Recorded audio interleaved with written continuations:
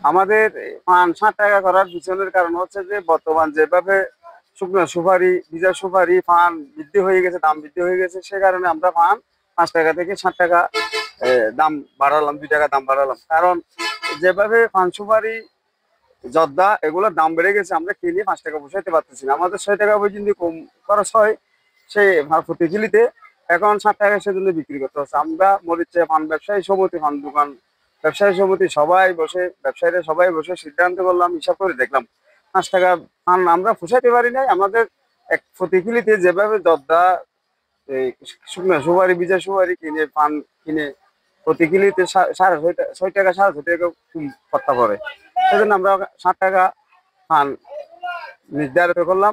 এখন যদি ভবিষ্যতে আগামীতে যদি কোনোদিন পান সুপারির দাম সস্তা হয়ে যায়, পানের ভিজা সুপারি, শুকনো সুপারির দাম যদি কমে যায়, আমরা নির্ধারিত দাম থেকে করব, দামের মধ্যে ফিরে আসবো। পানের দাম সোয়ারের দাম বাতিল হারাতে পান হবে 60 বাঁচা করে আরা পোষাই না পারিস বেশি দিয়ে গুনারি ওর।